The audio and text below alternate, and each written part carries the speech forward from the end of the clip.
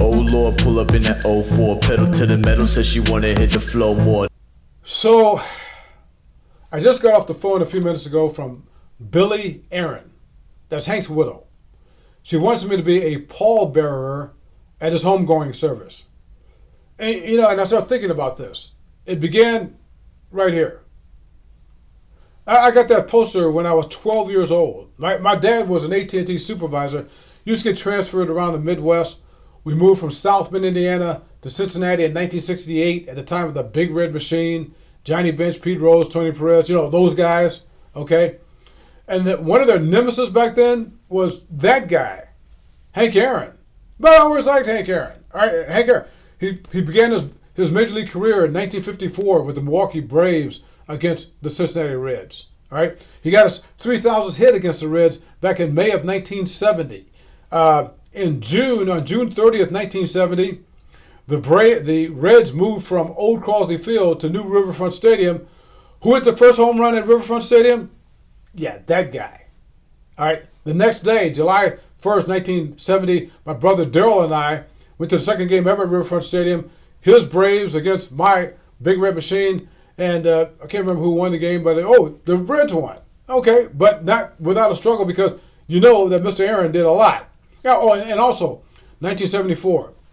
This is when he's chasing Babe Ruth all-time career home run total of 714. Hit number 714 against the Reds. Okay, so there was this foundation there with me and Hank even back then.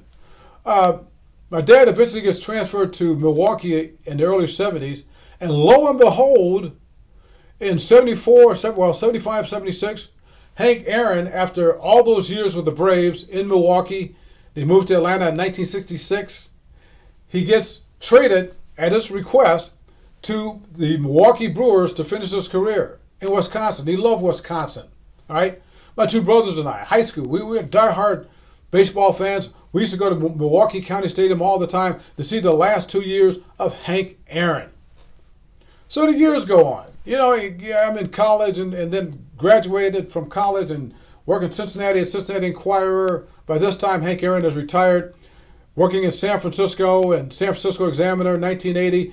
And then in 1982, I did this huge series on what is going on with blacks in baseball. At the time, the number of blacks in baseball had dwindled from about 26, 27% in the mid-1970s down to 18% in 1982. So I started talking to everybody I could think of about this phenomenon. And for the first time ever, I talked to that guy, Henry Louis Aaron, and he was just fabulous. As a matter of fact, he was one of those who predicted that at this rate, because of what was going on, a lot of people said it was a quota system I talked to. They were saying that by the turn of the century and deep into after that, the number will dwindle down to like where it is now, less than 8%. He was one of the guys that called it way back then. So a few years after that, 85, I moved to Atlanta. And who do I become close to? Henry Aaron, Atlanta Journal-Constitution. I'm a columnist for the Atlanta Journal-Constitution. No one from that point on has wrote or has written more about Henry Aaron than me. No one has talked to Henry Aaron more than me. Because Henry Aaron, we had this connection. That poster right there, I took it to Henry. He signed it. He signed this thing back in 1985 when I arrived. It says, "Best wishes, Terry." That's what it says. To Terry, best wishes. That's what it says. From Henry Aaron. So, all these controversies that took place back then with Hank Aaron. And I mention that because now it's trying to be sanitized that Hank Aaron was sort of a docile guy and smiling and blah, blah, blah. He was all that as far as just being a congenial guy, but he was also a very direct guy. He said what needed to be said. And I know because I would write it. And he would take the heat for it, but for saying things that people didn't like. So I want that record to to stand. That Hank Aaron spoke his mind. He wasn't always popular by saying it. 2006, the Atlanta Journal-Constitution said, just in case something happens to Hank, could you sit down and just do a nice piece for us on him, just to have it ready? it's a pre-obit that you do of a person's life. I interviewed Hank for a series of interviews, and we talked forever. Okay? 2006. So when Hank died peacefully in his sleep on January 22nd, 2021, even though I've not been at the Atlanta Journal-Constitution in 12 years, the Atlanta Journal-Constitution, the next day after his death, they ran my article. It's from that interview. Interview was so long. Took up all this page and all this page. And Hank said things he had never said before.